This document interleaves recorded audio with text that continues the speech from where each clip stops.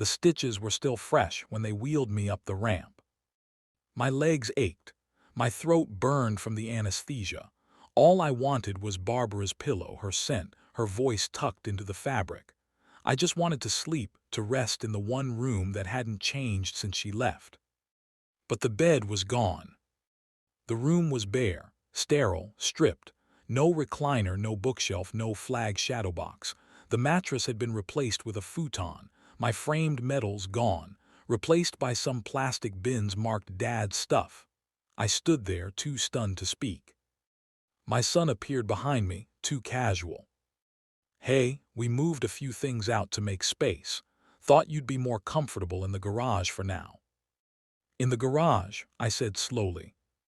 "It's warm. We put a cot in, just while we reorganize. Jess wants to paint the master, fresh start." I looked around again.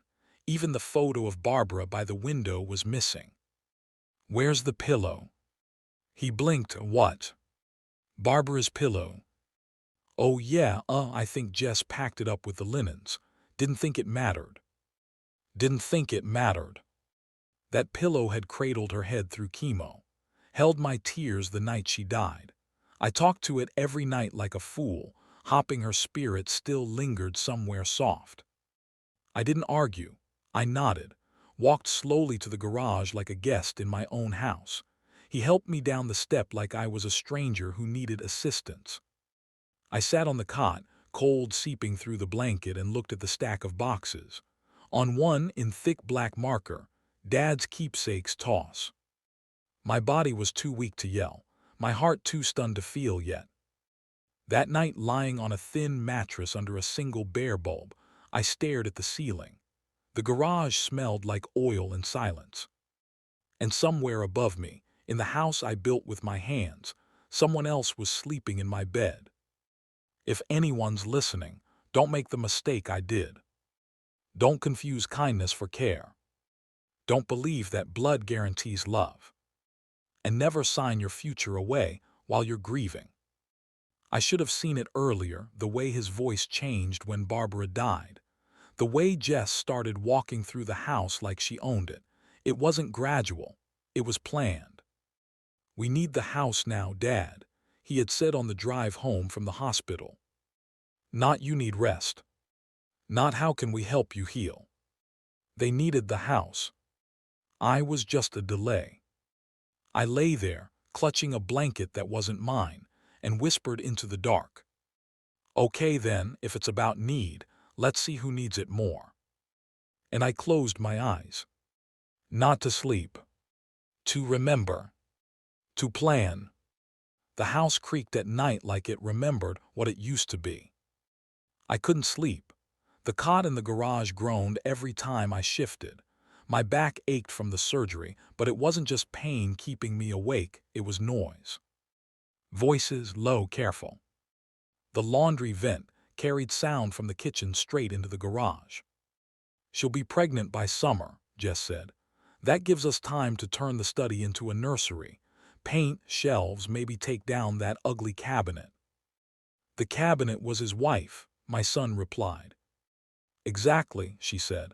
"It's time to move on. He should be happy we're giving the place life again." "And his pension?" he asked. "Can we actually?" "We'll figure it out," she whispered. "He doesn't need much, he barely eats. We can make the budget work." I didn't breathe. Their plan wasn't theoretical. It was logistics, dates, rooms, my bank account, my study. The one place I hadn't touched since Barbara died still smelled like her perfume on warm days, still held her recipe cards, her handwritten letters tied in ribbon. I was still alive. And they were making space for me to disappear. They never said he'll be gone soon. They didn't have to. I closed my eyes, but I didn't sleep. My chest burned like something sacred had been spit on. Barbara and I had worked our entire lives for that house, 43 years. We raised a son in it, buried a dog under the oak tree, paid off every inch of it without asking anyone for a dime. I remembered the old will, the one I drew up when Barbara first got sick. In it, everything passed to him. No conditions, no questions. I thought I was giving him shelter. He saw it as an inheritance already collecting dust. The next morning, Jess handed me toast like nothing had changed. My son scrolled through his phone and chuckled at some headline. "Thinking of painting the kitchen," he said casually. "Brighter colors, maybe white oak cabinets." I nodded slow. "Sounds like you two have it all figured out." He looked up, unsure if I meant it. I didn't clarify. That afternoon, I found my old recorder from the garage. Battery still worked. I tucked it behind the vent. I started saving receipts, food, medication, anything that proved I was still contributing. I kept a notebook, dates, words, changes in tone, how often they used when you're gone instead of if. It wasn't revenge. Not yet. It was preservation. Because if they were going to treat me like furniture, I'd better start acting like something heavy enough to be impossible to move. I wasn't looking for anything, just moving boxes so I wouldn't trip on them again. The cold had crept into my joints overnight, and I figured shifting things around might warm me up. That's when I saw it. The cardboard was soft, collapsing in on itself like wet paper does when it gives up. The label, once bold in Barbara's handwriting, now just bled ink. Photos, Wedding Plus Europe. My breath caught. I crouched, slow and careful, and peeled the flaps open. Mildew, moisture, regret. Dozens of pictures, warped and curled, stuck together like damp leaves. I tried to lift one. Venice, 1975. Barbara on the boat, wide hat, sunglasses crooked, smiling at me.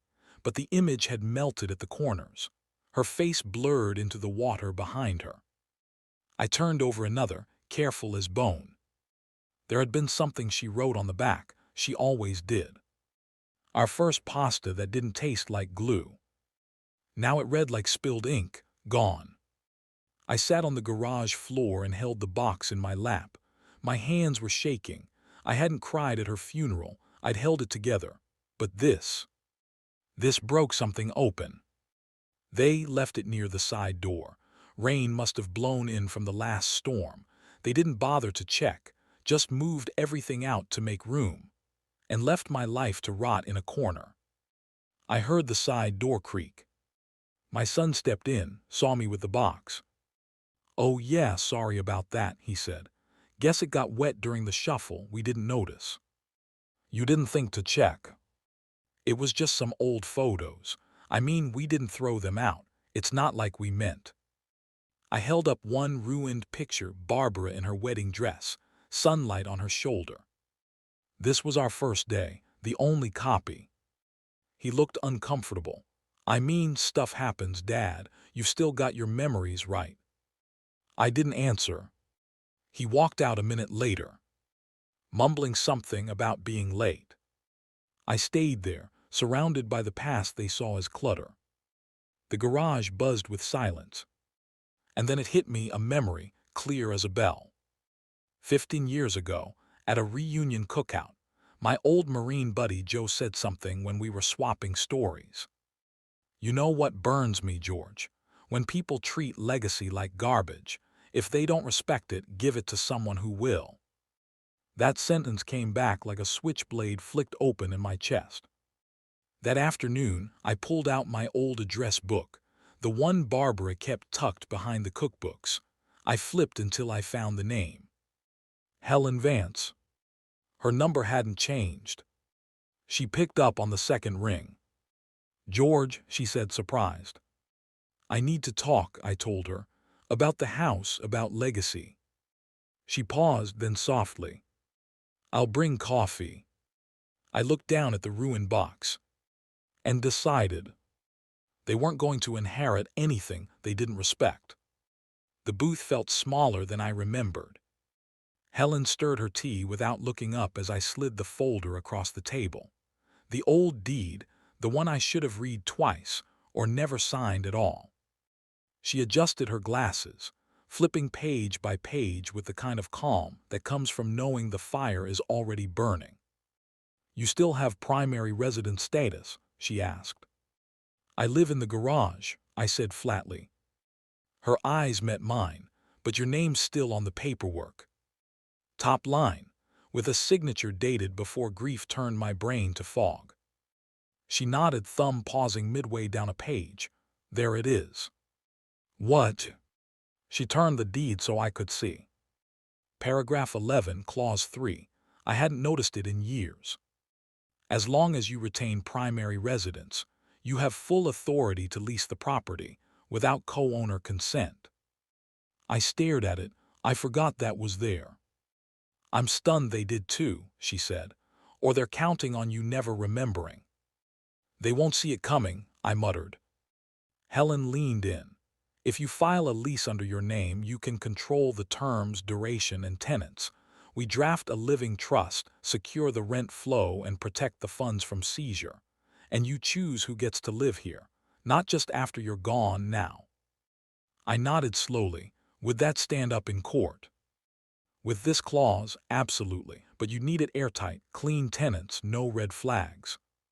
That's when it hit me, that place downtown, the shelter. After Barbara passed, I'd spent 3 weeks there. Not because I didn't have a roof, but because I didn't want to be inside the one we built without her in it.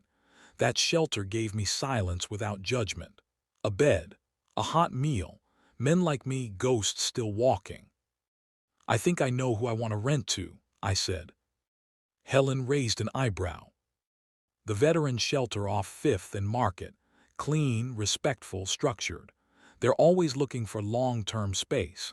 That house could be peace for someone who needs it. Her face softened. That would drive your son up a wall. Good, I said. She pulled out a pen. Then let's begin. We sat there an hour drafting the skeleton. Lease terms, trust language, contingency plans. I signed nothing yet. But the path had opened. And for the first time in months, I felt like I had a grip on the wheel. Helen tucked the folder back into her bag. Once this is in motion, she said, there's no undoing it. I don't want to undo it, I replied. I want to remember who this house was built for. Outside, snow had started to fall, light, steady, quiet. Back home, the house looked smaller somehow, not in size, in meaning. But soon I thought it would carry weight again. Not from things, from purpose. The papers were on the counter when he walked in.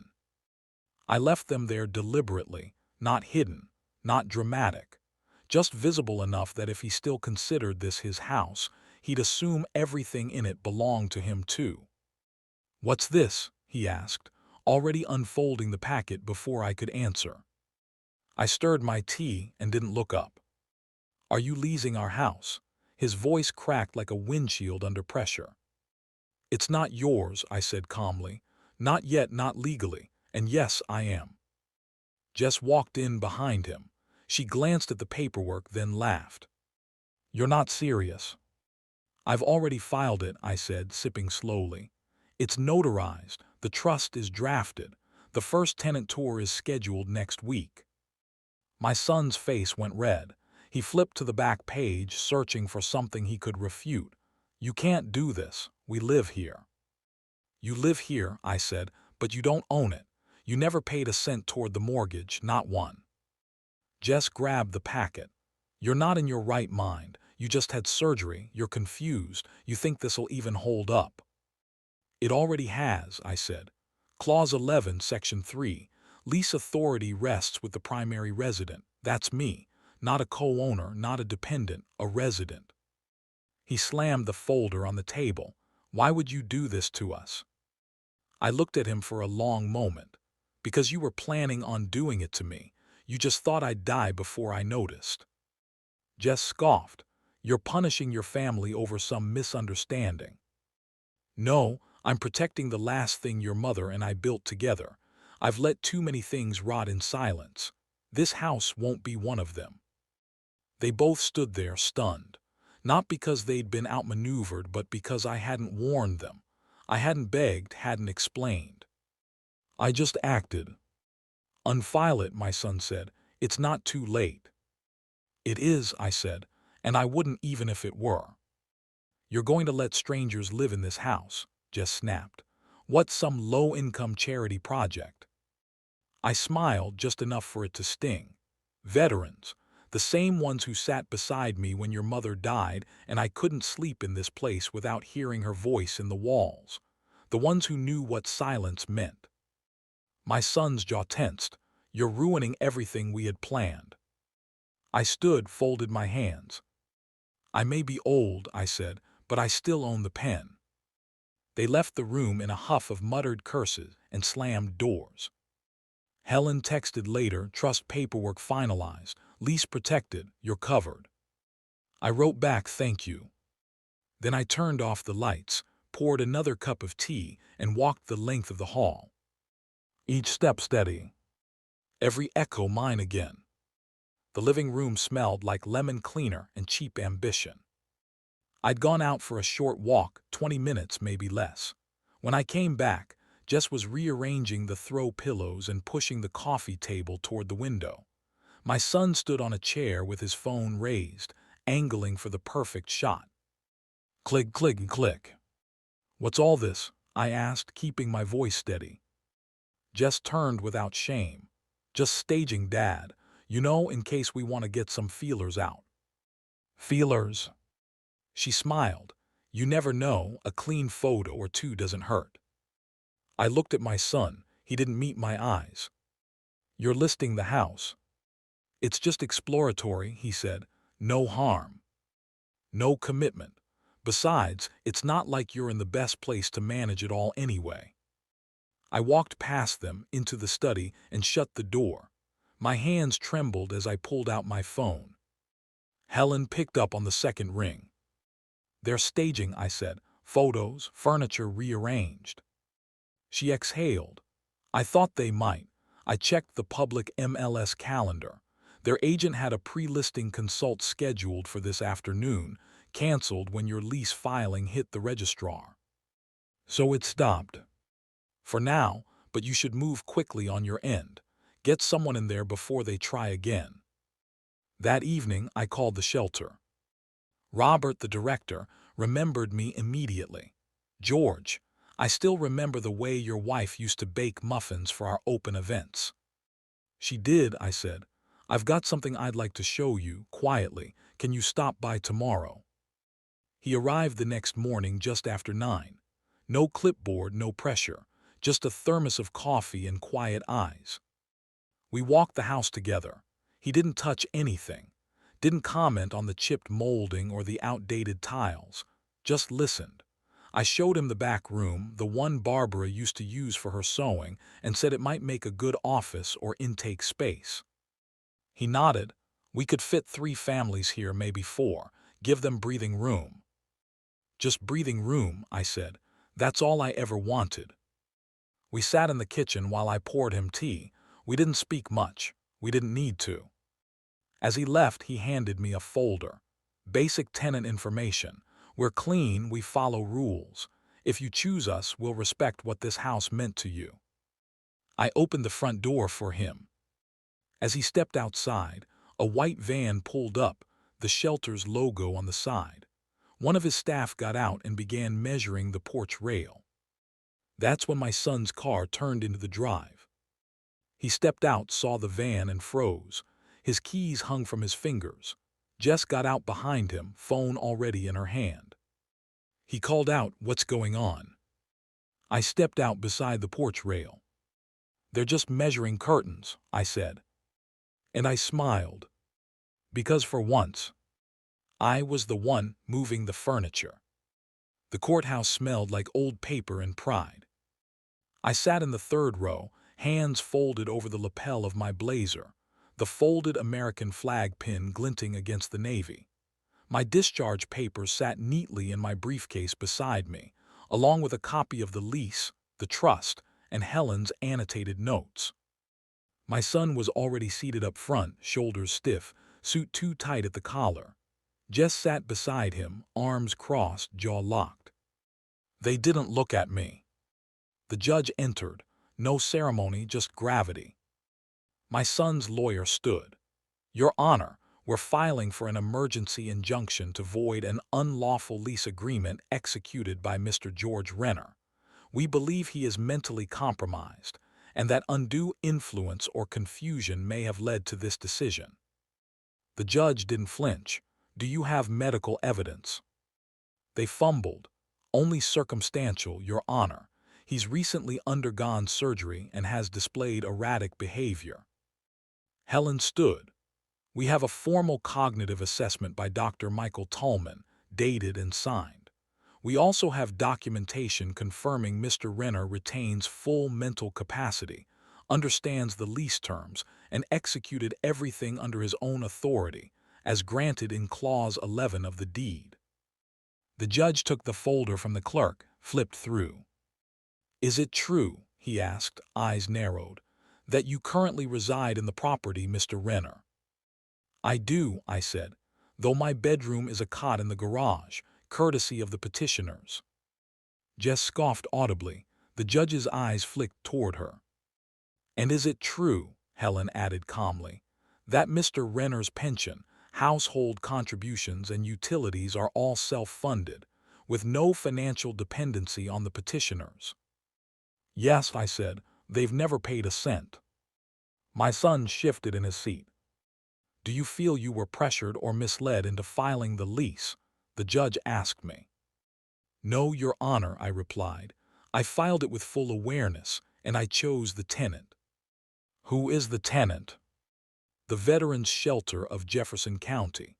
They housed me for 3 weeks after my wife passed, when I couldn't breathe inside my own home."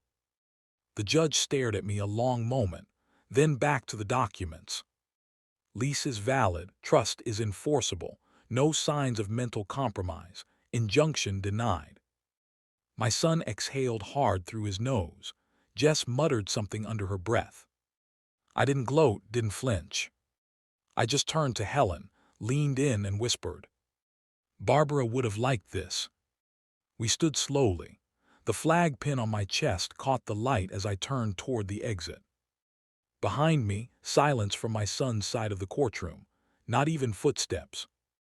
Outside, the cold hit me square in the lungs, but it felt cleaner, like something sour had finally been exhaled.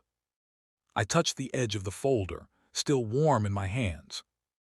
The house was mine again. But more importantly, so was the fight. They had 10 days. The judge made it clear, no extensions, no appeals, no more pretending this was their home. My son avoided my eyes as we rode back from court, the silence so loud it clung to the air like fog. That evening, he stood at my door. "Dad," he said, "please don't do this."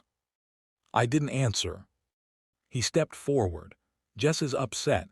Look, we were wrong, but this is too far." She shouted from the hallway, "Too far? He ambushed us. We're your family, you're siding with strangers." I shut the door without a word. I wasn't angry anymore, not in the way they expected. I wasn't shouting, wasn't flailing. I was a storm that had passed, leaving everything changed behind it. Over the next week they packed boxes in a quiet fury. Cabinets clicked open, doors slammed, but I didn't flinch. Instead, I began to restore what mattered. I pulled Barbara's curtains out of the cedar chest, still smelled faintly of lavender. I rehung her wind chimes on the back porch, the little porcelain ones with the hairline crack she refused to throw out. I placed her favorite teacups back on the shelf in the kitchen, mismatched, delicate, chipped just right. Room by room, the house began to remember her. I heard Jess mutter behind my back, "He's decorating like it's a shrine." She wasn't wrong. It was. On the 9th day, they said nothing to me, just packed in a blur of resentment. I passed my son in the hallway, his shoulders slumped, eyes hollow. He opened his mouth as if to say something. I kept walking. The morning of move-out day was cold. The sun had barely climbed over the fence when I heard the trunk slam shut. I stood at the window watching them drive away. No note, no goodbye, just a cloud of dust where their entitlement used to stand. I didn't feel joy. Not quite relief. Just wait, finally shifting off my chest. I walked through the house once more. The rooms were quiet, breathing again. I lingered in the doorway of the study. Barbara's writing desk stood where it always had, her glasses resting in the drawer, untouched.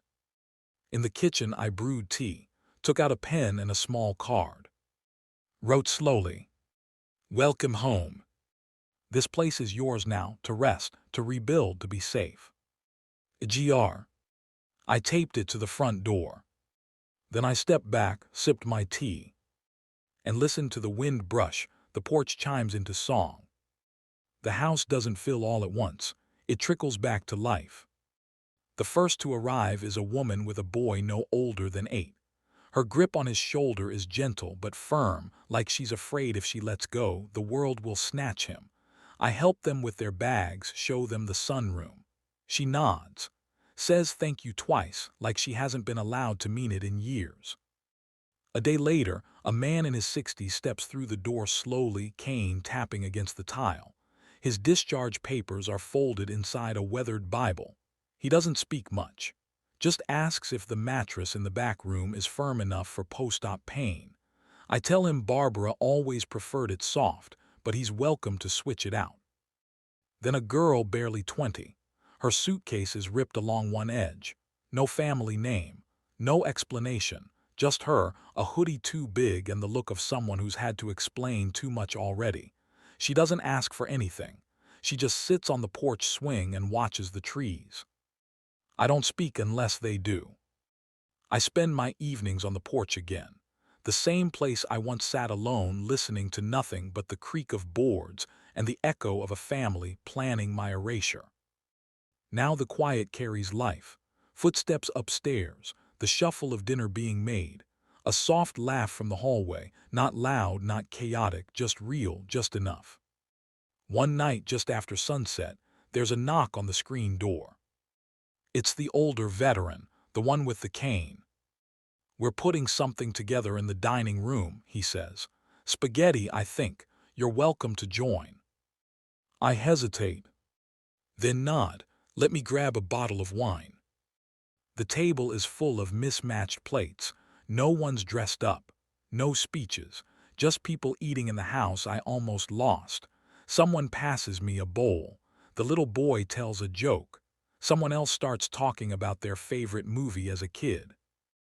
I sit at the head of the table, not as owner, not as landlord, not even as father.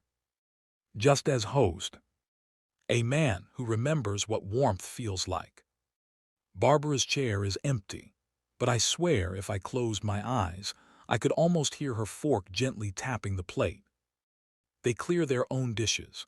One by one, they say goodnight. I linger after they've gone, the lamp casting soft light on the walls.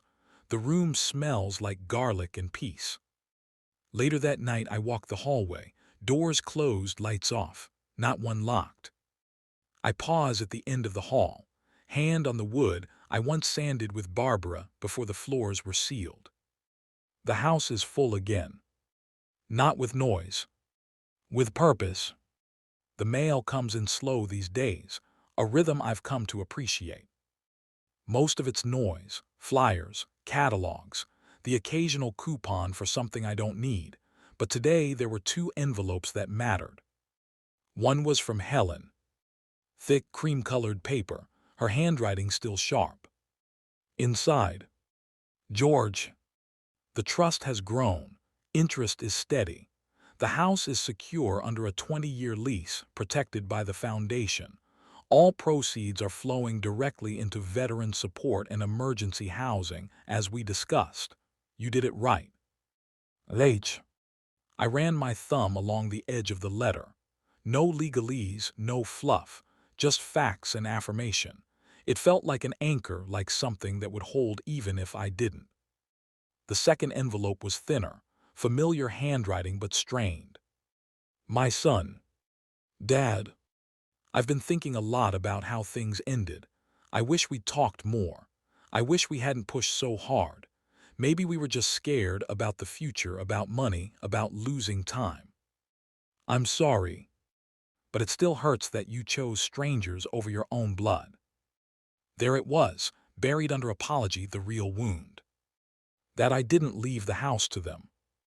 I folded the letter, didn't tear it, didn't reply.